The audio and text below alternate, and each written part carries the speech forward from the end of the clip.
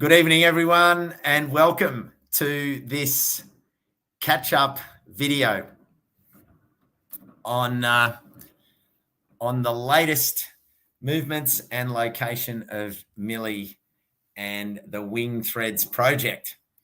So I'm not going to paraphrase anything because I am not the person to be doing it. That's why we're having this little get-together live. The idea is to get everyone on and please rack up your questions when we get a chance. We're going to have a sort of chat to Millie and then we'll go to questions and take it away from there. So of course, to get us started, I'm up here in Brisbane, and I want to acknowledge the country here that I'm on, acknowledge the elders past and present and emerging, and recognise that I'm here at the Ekka, and the section that I was just in today was a wonderful recognition of design of place by third-year landscape architect students, and the work that they did on recognition of country and the incorporation of the history of place into one of the squares just around the corner from where I am was really inspiring, and the work that they've done to understand the Indigenous history of the space. And the most important thing that I know Millie would love is that many of the designs had reincorporated wetlands right into the heart of the city. And I couldn't help myself. I was asked to say a few words and look at the T-shirt that I had on. And I said, well, guess what? At 8 o'clock tonight, I'm going live and I'm going to be talking to Millie, and it's all about wetlands and their importance in our landscape. So, yeah, wonderful. So let us know where you're joining us from. Oh, look, the comments are coming in now. Great to see you, everyone. Let us know what country you're on, what cities you're in. Love from Spencer. Spencer's on here. Save the sunrise glossies. You all know my friend Spencer and what an amazing job he's doing to raise the awareness of our bird life, as Millie's doing right around the country, and he's going to be doing for months ahead. Kui from Sunbury, hello in Port Macquarie. G'day, Rick. Greetings from Nathan's Lawn and Gardens. Hello, Nathan. Wow, people coming in from planet Earth. That's great to hear. Rockhampton. Julie Goff, that's a pleasure to make these acknowledgements. What do we got here? Magnificent Millie in her incredible flying machine. I couldn't agree more, Karen. Hello, Brunswick in Vic, Devonport. Where's Millie? Well, that's exactly what we're going to find out. Annie, all the way from the US, Gubby country, with Spencer. Thank you, Spencer. Oh, my God, there's so many comments coming through. I can't keep up with them all. Rochester in Victoria. Moorabook in the Yarra Valley. Wow, plenty of people from Judy's on Gubby as well. Well, so exciting. So I'm not going to make a Gibson Desert. Gracious me. Diana Isgar, Nyungan Jarrah lands in the Gibson Desert. Mount Gambier, Catherine Carna lands, East Gippsland, Magnetic Island. Wow. Hello, everyone. All right, so let's go on with it, and let me bring the person you're here to see. So it's time to put the lights on and flash the lights. Please welcome everybody, the amazing Millie Formby. Here she comes, and there's fireworks going off here. Hello. Yeah, Millie, they are putting fireworks in the Ekka right on 8 o'clock to celebrate your arrival. Yay. Millie, unbelievable. So good to see you. And you too, Costa. To think 9 weeks has passed since. I know. Well, probably it might even be a little bit more, because we sort of did it the week, because then you didn't leave for a little while. So it's incredible. You know, more than 2 and a bit months have passed. Yeah. And, where do we begin? Tell us well, first of all, how are you? How are you faring 9 weeks in? Yeah, I'm doing well. and currently in Esperance. I'm on Kepukul Wajari country here in on the southern coast of WA. So I've been here for the past 3.5 weeks now. Yeah. Because there's been incredibly fierce weather. Mm-hmm. I've been watching it in WA, and I've just thought, well, there's no way you can be popping a microlight up when WA is being pounded at the moment with incredibly fierce weather. Yeah, absolutely. So pretty much every leg I've done, I've had to stop for a few weeks and wait, just because there's been cold front after cold front. And the last week here in Esperance, we had 3 consecutive cold fronts hit, and there's another one that's just hit this evening as well. So it's been really crazy. We've had winds of up to 45 knots, and heavy rain. So I've had no choice but to, stay and enjoy the beautiful southern coast. Can I say, Hales McDiggity was just enjoying. Yeah. I have studio technicians working on some of these visual effects, Hales. As you can see, there's 7 people involved in getting the grading of that lighting right. Because Millie, look at Millie's soft, warm I know, lighting. right? And I'm almost 7-11 here with way too much light, and you sort of start squinting. So wow, but in saying that, you've still been active. For anyone watching Millie's website, you'll see that you've been out on hikes. I noticed today that you had the wetty on and you went for a surf. I did, yeah. So before the rain hit the Savo, I went for a surf with my friends Robin and Nigel down at Fourth Beach here in Esperance. And the water's so beautiful here. How could I say no to that? It's pretty lovely. They had a spare wetty for me, so I got in. I wouldn't get in any other way. Yeah, what's the water temperature? I think it's like 15 degrees, something like that. It's pretty cold. Yeah. I can imagine. I can imagine. Yeah. So look, I thought what we could do is maybe do a little bit of a pitted run of the tour. So from the time you left the Gums, White Gum Farm. Yeah. White Gum Farm.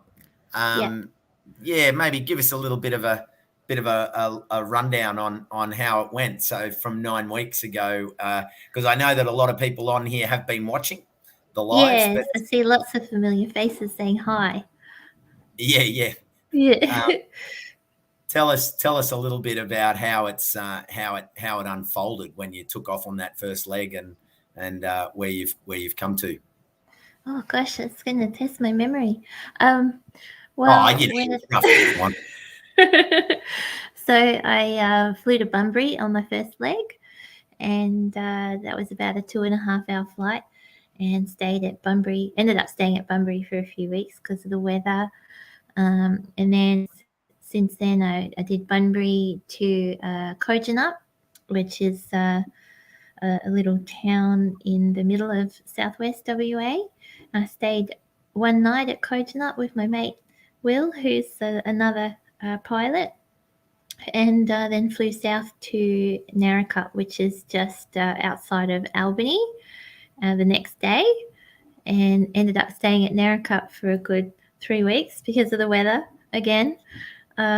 And then during that time, I've been over to Denmark and caught up with friends in Denmark and people from Denmark Boat Observers Group who've managed to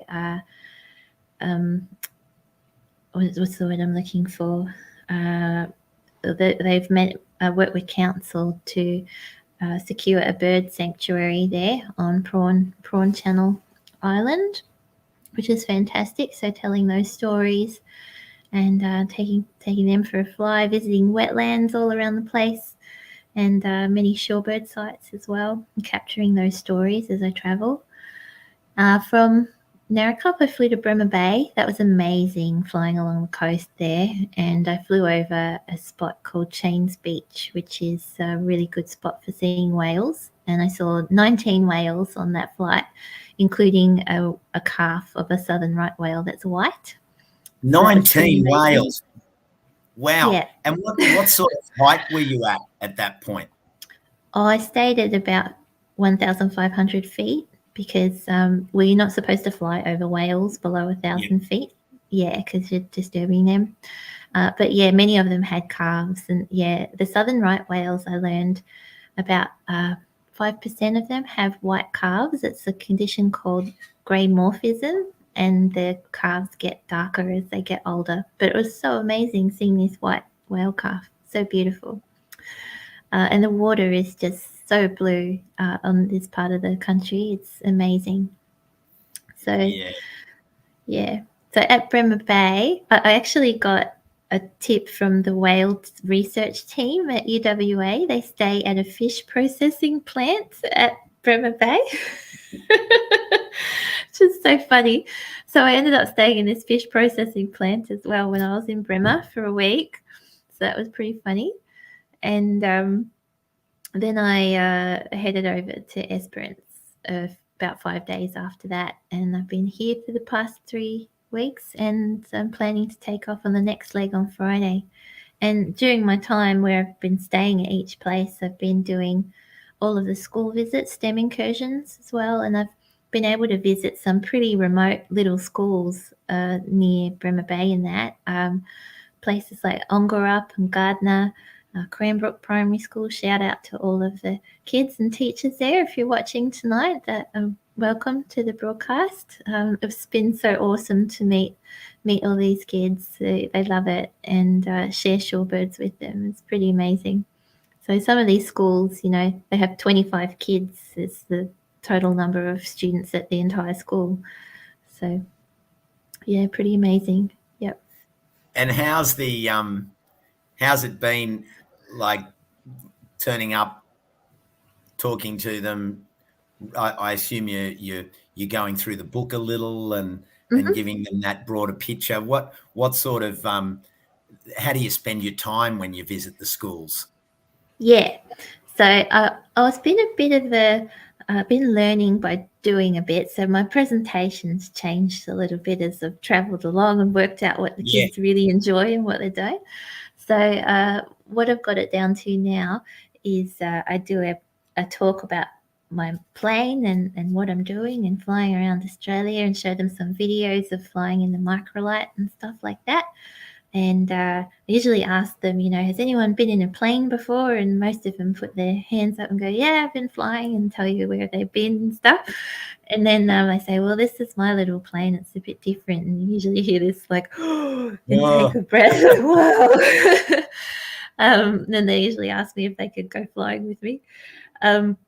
And then I use the illustrations from the book rather than read the book word for word to talk about shorebirds and share all the phenomenal, flabbergasting fun facts that are in the book and stuff. And then we talk about, I talk a little bit about the work I do as a zoologist and how we go out and count birds and ask them questions about, what can we learn from counting birds? And these kids are so switched on, they know all about extinction and things like that, climate change and all the rest of it.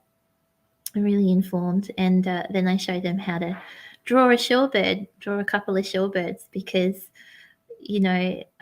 drawing birds is a really great way to get to know how to identify them. And to be able to go out and count birds, you need to be able to identify them. And it's just, I just had this really big penny drop moment recently about how, drawing and illustration's a way of connecting with nature.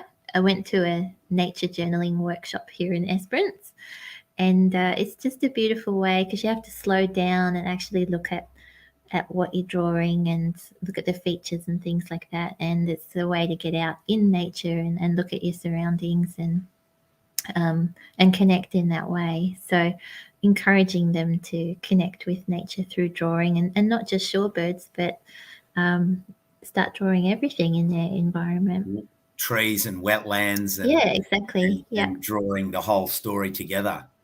Mm-hmm. Wow. Has that, I mean, that sounds really interesting, that side of it, the actual drawing and slowing them down has has been a real chance to get even more of your message across. Yeah, it has. And I think that's what the kids enjoy most about the session is actually learning how to draw stuff. Because I know when I was a kid, like drawing cartoons was massive for me. I loved all that stuff. And I was always really baffled by this how to draw books. And you get a picture of a circle and another picture of a circle. And next thing you know, it looks like whatever it is they're trying to draw. And I'm like, how do they get from that to that?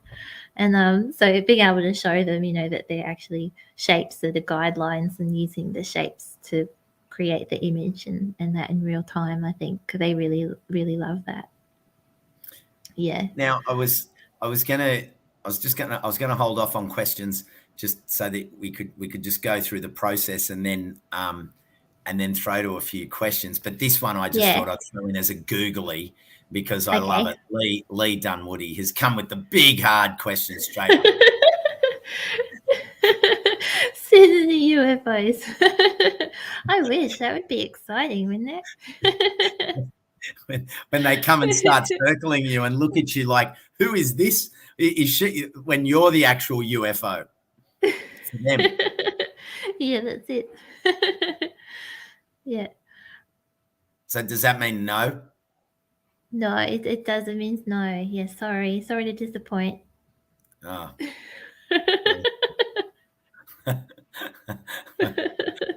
I was hoping I thought Lee was onto something, Oh, okay. Yeah. I'm wondering what a UAP is. What's the politically correct UAP?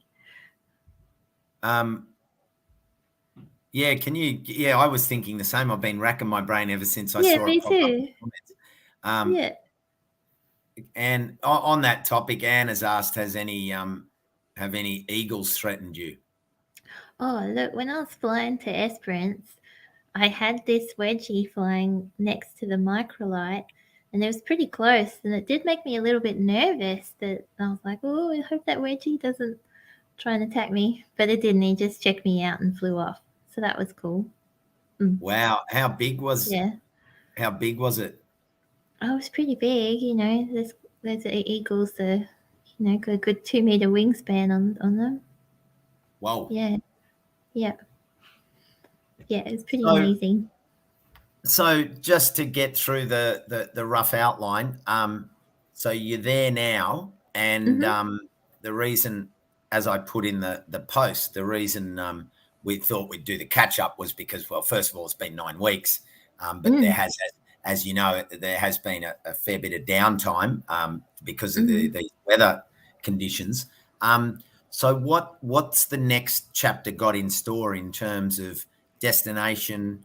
Not exact timings, but rough movement. Where do you see yourself going over the next couple of or next period? Yeah, I'm really excited about this next part of the trip because I'm going to be flying across the Nullarbor.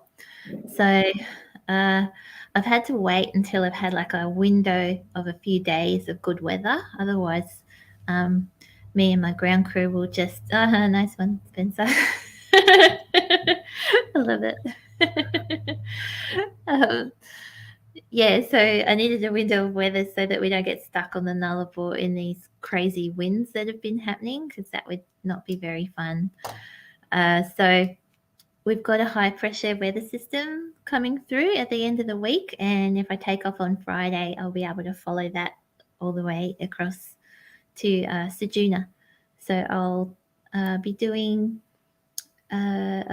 Esperance to Kaiguna on Friday, and I'll stop at Balladonia on the way and refuel, and then I'll do Kaiguna to Nullarbor Roadhouse on Saturday and stop at Eucla on the way, and then I'll do Nullarbor to Ceduna on Sunday.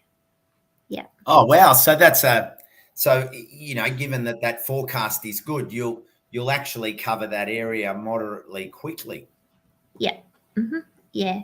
So there's not really any schools and things like that to be visiting on the Nullarbor, so I'll just push across and get there. So I'm really excited about flying along the cliffs of the Great Australian Bight So I've been talking to lots of pilots, and they're all like, "Oh, if you've got a southerly, you'll get the updraft off the cliffs, and you can just ride the updraft along the cliffs as you're flying." So I'm pretty excited to give that a crack. Wow. And I mean, those cliffs go for kilometres, don't they? Yeah, all the way from Euclid pretty much through to Nullarbor. Mm-hmm. Whoa. Yeah, it's going to be amazing. And there's lots of whales there too. Oh. Andy and Mandy in Kalamunda have loved watching the footage, as so many have had as well. Because I think the beauty of the live broadcast is I've seen them pop up sometimes when we've been filming, and I've gone, "Oh, Billy's on," and I'll just watch a little bit and then go away. And an hour and 10 minutes later, we finish a little bit. I'll go and have another look. And if I miss it, I can just watch it. So for everyone watching this, set the notification, and it will announce it. But then if you miss it, just keep an eye on Millie's Facebook page, and you can follow it even that night or whenever you get a chance on the weekend. Catch up on some of the flights. Now, Angela has come in with the answer to the UAP. Unidentified nice one. Aerial phenomena. Yeah, I didn't know that. I didn't either. Never heard it. Sounds like, the acronym for a new supermarket or something. Yeah, so yeah, everyone, let rip. Let us know if you've got any questions for Millie about, I suppose there's plenty of categories you can rack the questions up: technical, the flight, the flying, any issues she had in terms of cold, the temperature, the cold, because there were some areas where you could see Millie with the gloves on and beanies, and she looked pretty rugged. Any questions about that? Any questions about what she's seen? I know that Karen Sanchez asked way back a whiles, what's been your highlight so far? That's a pretty simple question, so I'll start with that. Okay. My highlight so far, I've had a couple. I think, flying from Albany to Bremer and seeing all the whales, that was a massive highlight for me. It was so magic, really beautiful. I've never seen anything like it. And the water was, it's like so blue. It doesn't look real blue. And I think flying around Esperance here as well has also been a bit of a highlight. So I've had a couple of days while I've been here where it's been nice enough to go for a flight locally. So on Saturday, I did a bushwalk around Cape Legrand National Park. And then when I got home, I went and flew over the Cape Legrand where I just bushwalked. So that was really fun. And got to fly. Yeah, it was awesome. And flew around for Frenchman's Peak there and Lucky Bay and Hellfire Bay and Thistle Cove. And it's really magic, this part of the country. I don't think I'd ever get sick of flying around here. It's incredibly beautiful. Yeah. Yeah. Now, this is a good question from Scotty Bailey. What sort of licensing and training and effort was required to become a Microlight pilot? Yeah, so Microlight's part of our recreational aviation stream of aircraft here in Australia. So that's separate to general aviation that most people are probably familiar with. So there's two organisations that you can learn to fly Microlight with. One's called Recreational Aviation Australia, or RAAUS, and the other one's called, used to be Hang Gliding Federation of Australia, but now it's called it's called SAFA, but I can't remember what SAFA stands for. Sports something Federation of Australia. I can't remember. Anyway, I'm with RAAUS, and it's called a recreational pilot certificate that you get through them, and it's for weight shift aircraft, which is what the Microlight is. And you have to do a minimum, I think it's a minimum of 15 hours with an instructor before you're allowed to go solo, and your instructor will decide when you're ready for that.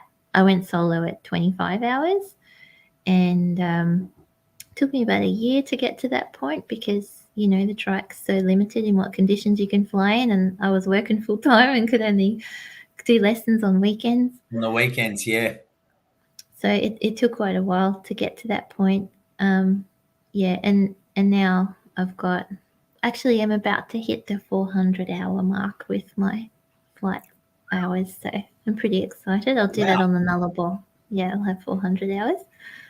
So yeah, it'd be awesome. So that's what you have to do. Anyway, yeah, you need to find an instructor. 400 hours, 24 times 10 is 240. That's kind of like you've spent, 18 odd days. Yeah, in a 18 microlight. full days in the microlight. That's some solid experience. Like, yeah. sure, it's not back to back, but yeah, that's a No, lot. Yeah, good question, Scotty. Thanks for that one. I like this one, Millie, from Anne. Oh, My year yay. 3s and 4s can't wait for you to hit the East Coast. Oh, Oh, thank you. that's It's so good. I've had so many kids asking when I'm going to be there. It's so sweet. I'm really excited to get there. I've had a lot of teachers emailing me and saying, "When will you be here?" I'm sorry, it's taking me a lot longer than I thought this was going to take me. So I'm not going to make it all the way around the country this year. I can see that. So I'm actually thinking now I'll just embrace the slow pace of things, and I'll aim to get to. I'm actually thinking I'll aim to get back to Newcastle because that's where I used to live by December, and I might just stay in Newcastle for the summer and school holidays because there's no point pushing on while there's no schools while everyone's on holidays. And also I don't want to be up north during the wet season, so I'll need to wait for that to pass. So I'll just continue going next year once school's back, and that'll see me up north in the dry season, which will be perfect. Yeah, that's great. Yeah. Sarah Abbott asked, "How do you carry all your food and clothing?" Well, that's sort of in the support vehicle, isn't it? Or do you have any food with you on board? Yeah, I take food with me just in case I have to do an outlanding. So all my gear, most of my gear is in the ground crew vehicle. So my mate Keith is coming with me for this Nullarbor leg. He'll be joining me until we get to Adelaide, and he'll drive the car and have all the gear with us. But I do take a backpack with me, and I have food and water and maps and things like that in there. For some of the more remote legs of the trip, I'm going to be taking, a bit of a tent and a sleeping bag and a sleeping mat and stuff like that with me. Just, if I end up doing an outlanding, it takes a while for people to get to me. It's good to have those things with me. I also have to carry an EPIRB, which is a personal safety beacon that you can fire off if you need to in an emergency. First aid kit, all of that kind of stuff. So yeah, take all that sort of thing with me. Giovanni asked, "How much backup fuel do you have on board?" Yeah, I often take a 20-litre jerry can of fuel with me in the back seat, and that just makes it easier to refuel if I have to stop somewhere. So on these big flights across the Nullarbor, I will need to stop and refuel on the way. So I do about 55 knots, although I'll have a little bit of a tailwind on this leg of the trip. So probably a little bit quicker than that. So yeah, 55 knots. So it's about 100 k's an hour that I'm traveling, and we'll be doing a good, between 300 and 500 k's a day. So it's 3 to 5 hours of flying every day that I'll be doing. And my tank has a 5-hour endurance, and I burn 10 litres of fuel an hour. It's a 55-litre tank. So that's I'll need to refuel. Yeah, I could push it if I wanted to, but I don't want to. Better not to run out of fuel. Yeah. This is interesting. David Odell. I don't know whether you've heard of Bill Moyes and his son Stephen Moyes. They were big hang gliders. Yeah, I sure do. Yeah. Yeah. They were actually because Bill Moyes had an electrical business in Charing Cross near Bondi Junction, Oh, and right. Okay. yeah, and above the electrical business, like when you drove in, there was sort of like a mezzanine wooden floor, and it just Yeah. was full of all the hang gliding stuff. And I remember his Wow. son Stephen got right into it. But yeah, thanks, Dave, for that memory. That's a really that's a great flashback for me. Mm. Yax asked, "How do you go weather-wise?" We've sort of tapped in a bit on that. I suppose that we can tie those two questions in along with Spencer's. Is how do you go weather-wise, and what's the coldest temperature you've flown in? Oh, the coldest temperature I've flown in. Well, I'd say that flight I did to Denmark a few weeks ago, that was pretty cold. That was a frost on the ground when I took off. Cool. And it's at Narracop, where I took off at Narracop. Yeah, it was a frost on the ground, and I had a lot of layers on. So it probably would have been, maybe 0 degrees, -1 degrees up where I was flying at 2,000 feet. So I had, what did I had on? I would have had about 6 or 7 layers on, including thermals and a heated vest, my puffer jacket and my flying suit over the top. I have my scarf on, and then I have my 2 pairs of gloves, and I use those little snap hand warmers and stick them in my gloves to keep my hands warm. And I also had my thermal long johns on under my pants, and I wore my Ugg boots as well to keep my feet warm. Yeah, because I mean, punching along at 100 k's in that Yeah. wind. I mean, we get cold when you feel a little breeze blowing. It's a cold morning, and you've got 100 Yeah. kilometers of wind blowing that cool temperature at you. No wonder you're freezing. Yeah, it's pretty cold, but you'd be amazed at what that little windscreen on the front of the pod, it protects you from a lot of winds. Like, it makes a huge difference. So with my hands, like when I'm flying, when I have my hands out like that, they're usually just outside of that windscreen protection. So if they're getting cold, I'll bring them in close and fly like this for a while. like a kangaroo. And the other day when I flew across to Cape Le Grand, it was pretty cold that day too, and I forgot my gloves, and I took off and went, I haven't got my gloves on. And I couldn't be bothered landing and getting them, so I just put up with having cold hands, and I just alternated sitting on one hand and letting it get warm, flying with the other hand, and then I'd swap. Joey Hupper said, God bless, 100 kilometres an hour at -1 to -2 would be cold enough to freeze you. No, it's all right. It's okay. Yeah, Ugg boots are the best. Yeah, that windscreen does do a lot for you. Yeah. Here's a good one from Cheryl Ann. Have you come across any insect swarms in your travels or any other stuff that's, I suppose there's no rocks being thrown up from cars in front of you. No. But anything random come into your windscreen? No, I haven't. No, I haven't. No, I haven't had anything weird hit my windscreen like that. No. Sorry, that's my unexciting answer.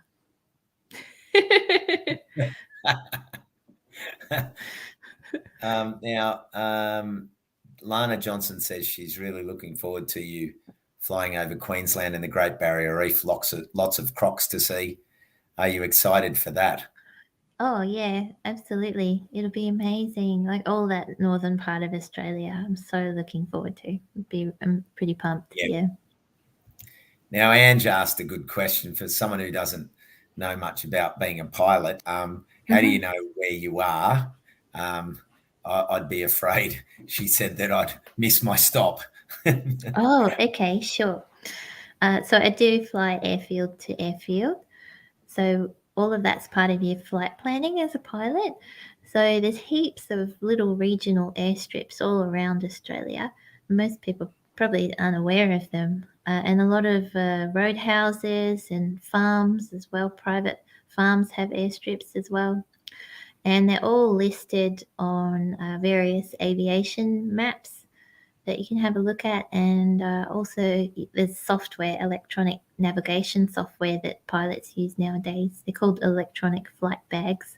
I use one called AvPlan, and you can just have a look on there where you want to fly to and see where the airfields are, and you can click on an airfield and it'll show you the details of the airfield from what's called the URSA. There's a document called the URSA. It used to be a big chunky book like this that you'd get in the ring binder.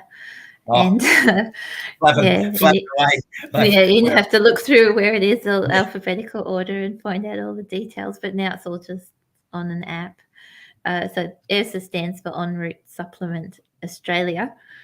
So you look up your airfield and you find out what the elevation is, what the runway directions are, how long the runway is, what the surface is, whether there's hangarage, who you got to contact if you want to, if you need permission to land there, whether or not there's fuel at the airfield, all of that kind of stuff, what the radio frequency is for the airfield.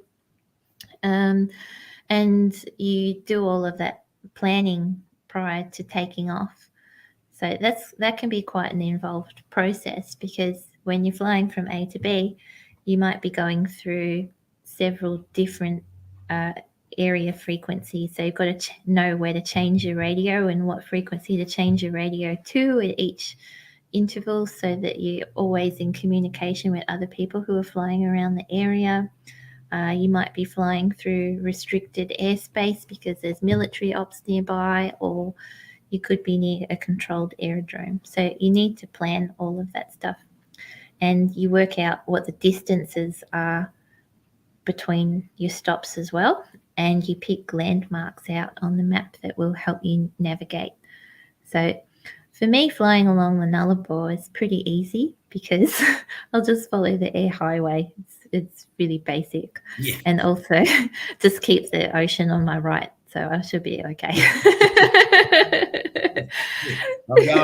I'm going good. And if worse comes to worse, I can fly down a bit lower. And I remember my dad saying, when he and his brother were flying out to the centre, and they wanted to know where they were, they came down low and looked at the road signs. Yeah, exactly. Yeah. You know, if worse comes to worse. I've got a nice little sub conversation going on here between Joey Hupp and Karen Gerg. Lana Johnson. They said, have you caught up with Sam, you should catch up with Sam, who's driving around Australia on a tractor. He's in Perth. Oh, really?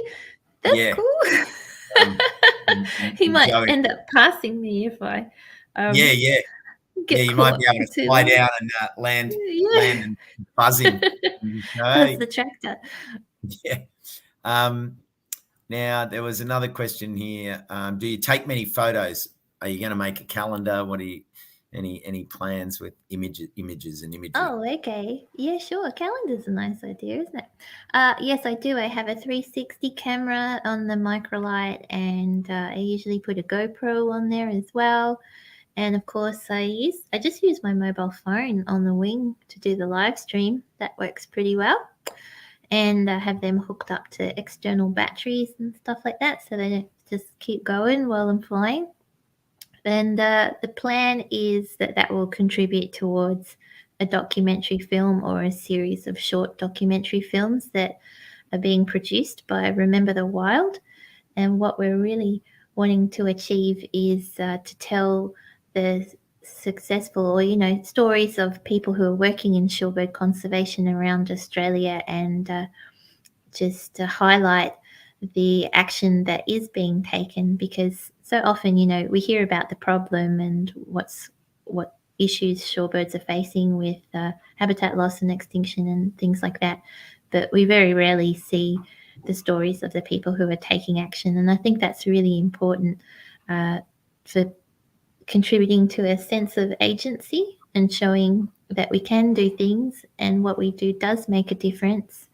And it's not all doom and gloom, that you can do things to create change and bring balance to that whole narrative. Where was I? Oh, yeah. I suppose to Karen's question, yes, you have to let people know that you're coming to a particular airport, don't you, as part of your flight plan? No, you don't have to. It depends where you're going. So if you're like, I don't have to tell people at Nullarbor Roadhouse I'm coming. You don't, unless it says in the IRSA that you need permission to land somewhere. I did ring them though because I wanted to know what the condition of the airstrip is, because there's been a bit of rain and stuff like that. So if it's a rural airstrip, it's a good idea to ring and just ask if the strip's in good nick, if it's operational. But no, you don't have to ring and tell them that you're coming. You just rock up and land at most places. Mm-hmm. Okay.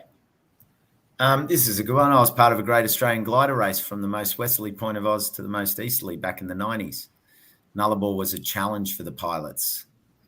I was part of the Aussie trailer race then. That's interesting. Wow, that's cool. Yeah. Yeah. Good on you, Anne. Thanks for that. Okay, this is a good one, and it's probably one that the students may well ask, as I agree with Andrea Cooper. You got to get down to the nuts and bolts of. I thought it might be this. Yeah, what happens? I mean, how? So you said around about the 3 hour, 3 to 4 hour max. That's not too bad. Yeah, so I do get asked this one a lot by the kids. Yeah, it's a good pilot always goes to the toilet before the takeoff. Yeah, definitely. It is a bit awkward if you get stuck up there. You pretty much you have to land. Yep, you have to find somewhere to land. So yeah, I find like between 2 and 3 hours is a good amount of flight time. Yeah, comfortable amount of time to fly, and then you can stop and have a break. I do. It's not like a commercial flight where you say to the first officer, grab the wheel. I'm just going up the back to have a wee. It's exactly. You're on your own. Yep, that's it. I've heard of pilots, doing outlandings for that reason. Yeah, right. Because they just couldn't hold on. Yeah. So, to anyone interested in what Lana and Joey were talking about, the travelling jackaroo is the name of the tractor driver. So, and Annie said, Annie from over in the States said, we need a photo of you at the tractor. I'll keep a lookout now for the tractor guy, the travelling jackaroo. That's cool. Someone said, who was that? Joey says, a friend of mine sold a bloke a Legend AL18 Cub. The owner flew it from Dubbo, New South Wales, all the way back to Western Australia. That's a long way to go for cars.com. You go, that's the one I want. Oh, geez, I've got to fly back from Dubbo. That's a good honest flight. I like that. It's a good excuse for an air safari. That's what it is. So maybe here's a good question from Lana. We'll start to wrap it because I'm sure people have got things to do this evening, and we said we'd go for about 40 minutes or so, and we're pretty much on that mark. Besides picking up beach rubbish, how can we help the seabirds? Oh yeah, well, I'm assuming Lana means shorebirds, so rather than the seabirds. Yeah. So they are two different groups. They get mixed up a lot, seabirds and shorebirds. So shorebirds in Australia, the big issue for them is disturbance. So to do their huge migratory flights from Australia to Siberia and back, they need to do a lot of two things, and that's eating and sleeping. So lots of eating and lots of sleeping. And if they're getting spooked all the time by people or dogs, then they're using that energy for like alarm flights instead of for their migrations. So, everybody loves the beach and likes to recreate at habitats that the shorebirds live in. So keeping your dog on the leash is a really easy, simple thing to do when you're at the beach. especially in the months when the birds are here between October and March. And being mindful, that the birds are at the beach if you're visiting, and if you've got, driving on the beach is a really big issue for shorebirds, and it's quite a point of contention as well because people love to drive on the beach too. So just being mindful that, if you are driving on the beach, choosing to avoid areas where the birds are. And it compacts the sand as well, which the birds then eat their food. Trying to eat the food. If the sand's compacted, it's actually impacting on their food source as well. So those things as well, keeping a distance from the birds if you're bird watching, that sort of thing. And that's actually the big one for if you're here in Australia.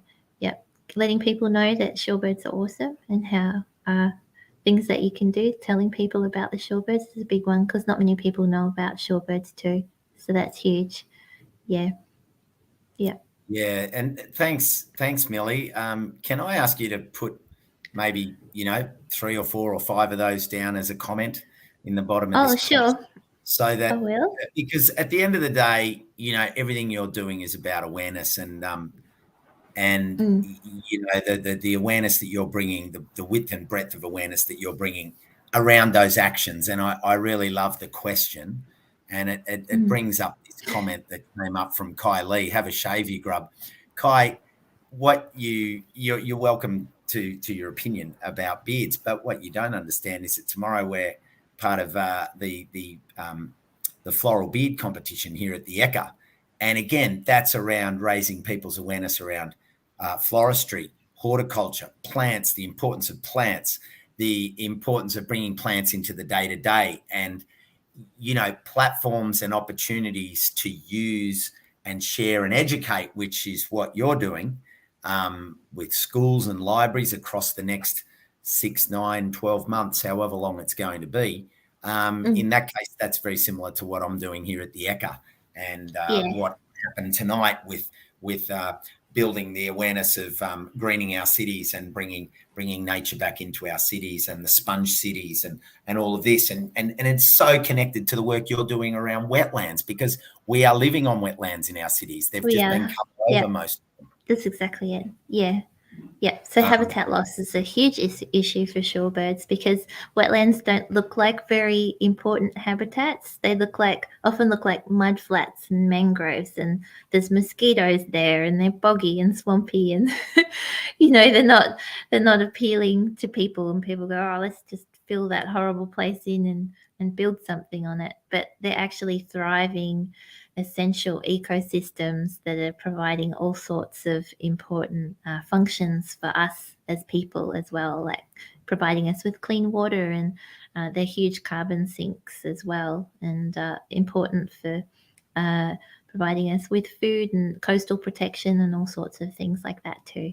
So it's really important to see that the value that are in those places. Karen, that's really, really wonderful, Millie. Thanks for that, and great question, because it's nice to hear just in some simple points that then people can share. If you're walking on the beach and talking to neighbours, it's really a valuable opportunity to have some of those facts, figures, and information to just educate anyone in conversation. So this is quite a nice. What have you learned from the trip that might influence your next stage post Christmas? Oh, that's interesting. That might influence my post-Christmas takeoff. I think I've still got much to learn. I think so far the big takeaway for me has been to just go slow. Go slow. Everything's telling me to take my time and go slow. And I think that's perfectly all right, because the goal of this project is community engagement and connecting with people and their local wetland systems, and sharing the beautiful message of the shorebirds that we are all connected through these ecological wetland networks. And I think that's just, it just means more time to be able to do that with people, have that community engagement aspect of things. Yeah, so doing things on nature's time, not my time. Yeah, wow. That Yeah, yeah, that's so fitting.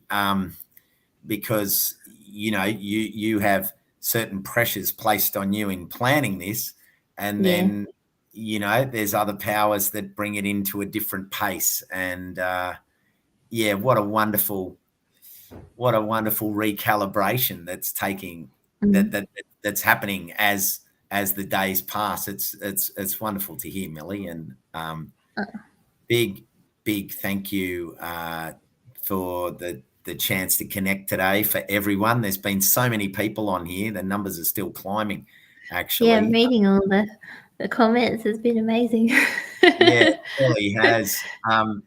You know, thank you so much, everyone, for what you've done by turning up today and sharing it, because this will put it out on the algorithms to more and more people. As you can see, you can still support Millie on the link here, and any donations go towards her effort to travel and to fund the trip. And then, of course, there's the details. This is the best one, because you can click on this one and find out where Millie is at any given point. Yeah, Anything to say on that, Millie? yeah. I've been using an app called Polar Steps, and it just uses the GPS on my phone, so you can pretty much stalk me in real time. See where I am on the Know app. where you So are. yeah, Oh, fantastic. Well, yeah. look, any final comments? I think thanks, everyone.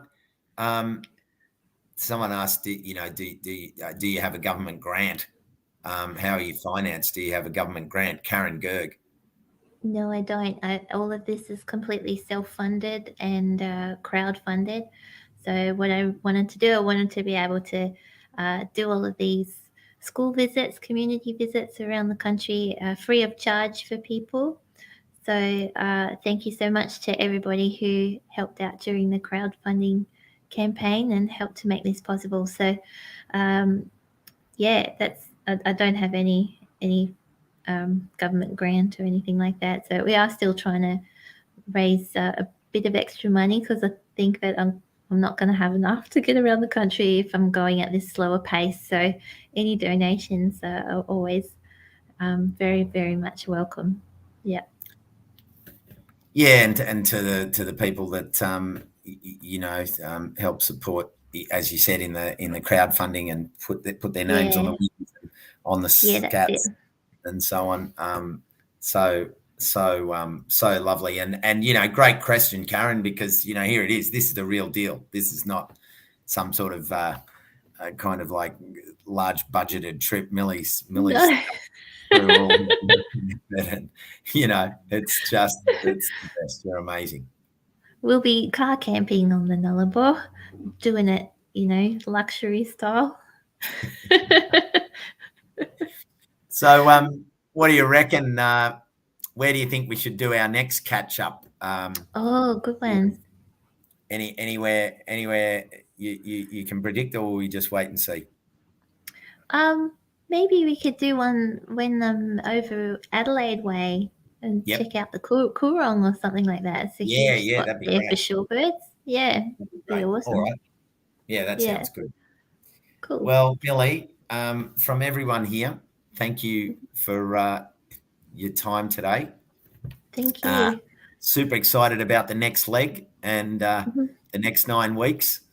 Maybe Yep. we'll see you before 9 weeks. It doesn't matter. We'll just keep in touch and see when the next one is. And everyone, follow Millie.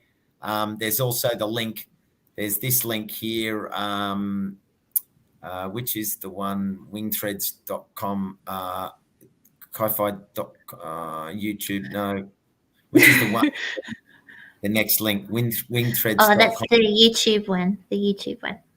Yep. Oh, that's a YouTube. Okay, I thought I'd saved that one, but it didn't pop up as a banner. So Apple That's C, all right. here we go. I'll just put this, put that one there. So you can follow. Oh, no, I just sent that back to you, Millie. That wasn't a good That's move. okay. If people use you can use the link that's on the screen now. I haven't updated it yet, but I'll put the YouTube link on that Flight Around Oz page, and you can click on that to see the next live stream. And I put the dates on there and everything like that for the live stream videos. Yeah. Yeah. Okay. That's great. So that's, Yeah. I just put that in a comment there, everyone, so you can click on that and save it. Oh, cool. And yeah, that's it's been a pleasure, Millie. So good to chat. Thanks, Costa. Yeah, likewise, as always. And thank you, everybody, for your lovely comments. I've been reading them. It's so awesome. And great to see lots of familiar faces in there as well, and to know everybody's following along. It's really awesome. That's one of my favorite things about doing this trip is all of the community that's growing around it. It's really cool. Yeah. All right then, everyone. Follow Millie on there. If you're in Brizzy, you can see me at the Ekka tomorrow with the Floral Beards competition. And then if you're in WA this weekend, I'll be down at Nannup. So I'm so close. I'm literally coming, almost bumper to bumper. But you will.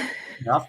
You're flying away from me. I'm flying into Nannup, which it would have been amazing if I'd have got there when you were there. It would have, yeah. Not to worry, I'll be in Nannup over the weekend for the first weekend of the Nannup Flower and Garden Festival, and then I'm doing a bit of filming in WA as well. So yeah, follow Millie on the journey, and I'll see you all on here with some adventures. I'll probably do a live tomorrow from here at the Ekka while we're doing the beard comp, so keep an eye out for that. That'd be cool. Okay, Millie, we'll sign off. Costa. Thanks, everyone. Cheers. Thanks, everybody. See ya. Bye.